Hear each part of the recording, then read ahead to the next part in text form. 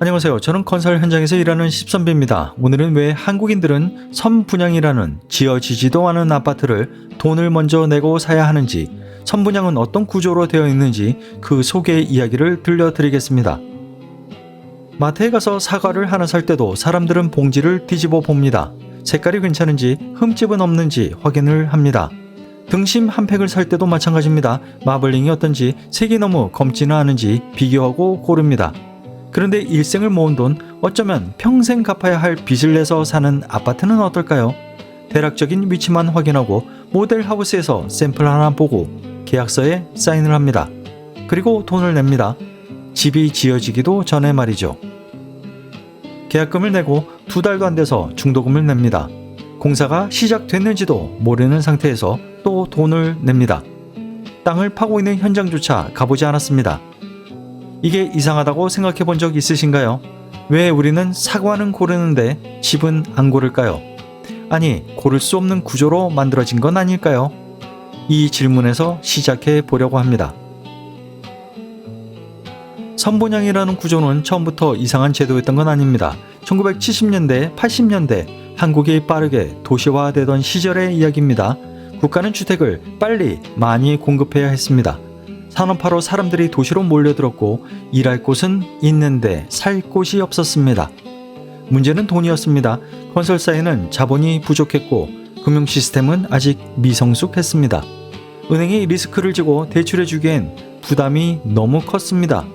그래서 나온 해법이 선분양이었습니다. 먼저 팔고 그 돈으로 집을 짓자. 국민이 계약금과 중도금을 내면 그 돈으로 공사를 진행하는 구조였습니다. 사실상 국민이 건설사의 은행 역할을 하게 된 겁니다. 당시에는 이게 최선이었을 수도 있습니다. 빠른 공급이 필요했고 선분양은 그 목적을 달성했습니다.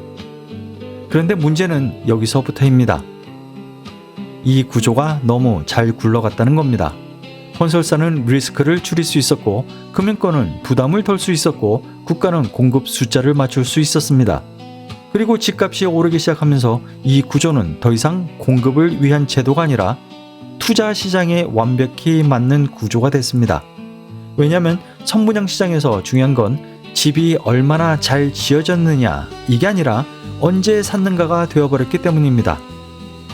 설계도만 봐도 사고 분양권 자체가 거래 대상이 되었습니다. 집은 사는 곳이 아니라 자산이 됐습니다. 그리고 이 순간부터 판매는 공사보다 먼저 끝나게 됐습니다. 분양이 완료되면 건설사 입장에선 이 현장은 이미 끝난 현장입니다. 돈은 이미 들어왔거나 들어올 게 확정됐습니다. PF 대출도 실행됐습니다. 그럼 이제 남은 게 뭘까요? 얼마를 남기고 끝내느냐입니다. 분양가는 이미 정해졌습니다. 공사 물량도 정해졌습니다. 그럼 이익은 어디서 나올까요? 단가를 낮추거나 공기를 단축하거나 책임을 아래로 떠넘기거나 이 세 가지입니다. 그리고 그 마지막에 최전선이 하도급 업체입니다.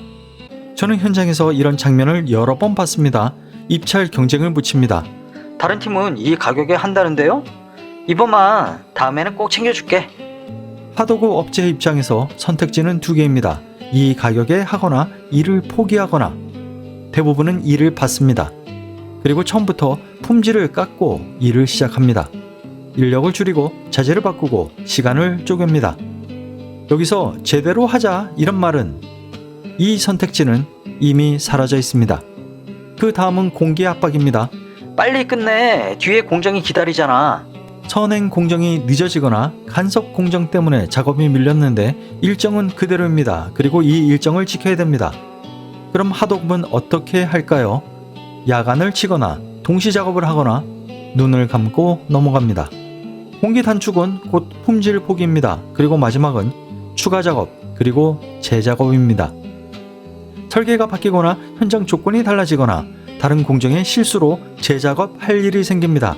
그럼 누가 처리할까요? 그건 원래부터 네 공정에 포함된 거 아니야? 이 정도는 현장 상식이지. 정산은 안 해줍니다. 공짜 노동, 공짜 제시공, 공짜 하자 대응. 이게 쌓이면 어떻게 될까요? 하도급은 돈을 못 받거나 더 도입하거나 결국 품질을 낮춥니다.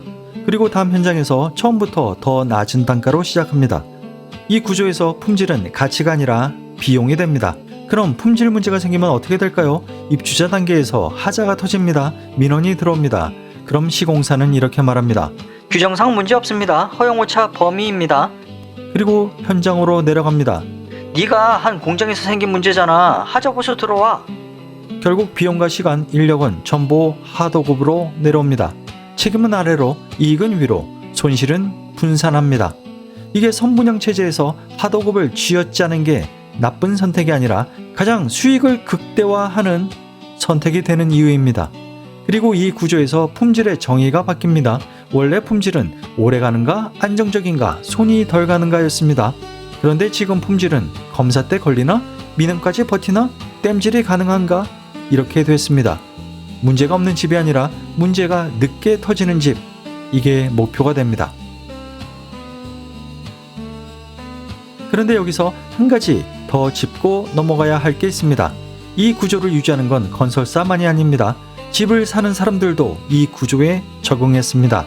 한국에서 아파트를 산다는 건 단순히 집을 고른다 이런 의미가 아닙니다.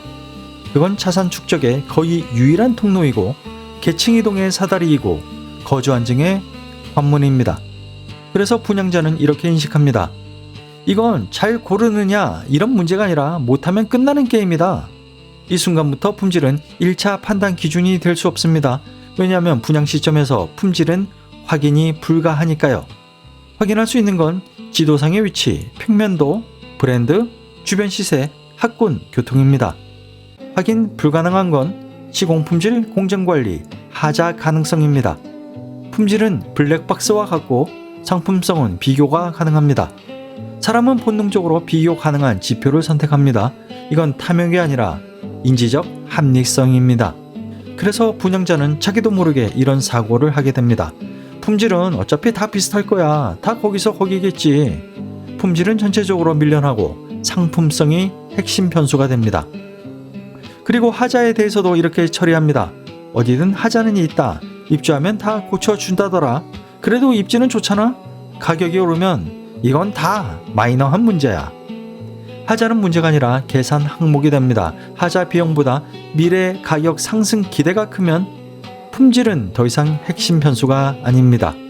그리고 또 하나, 집단 심리가 작동합니다. 내가 품질을 따지고 있는 동안에 다른 사람들은 다 청약을 넣고 있어.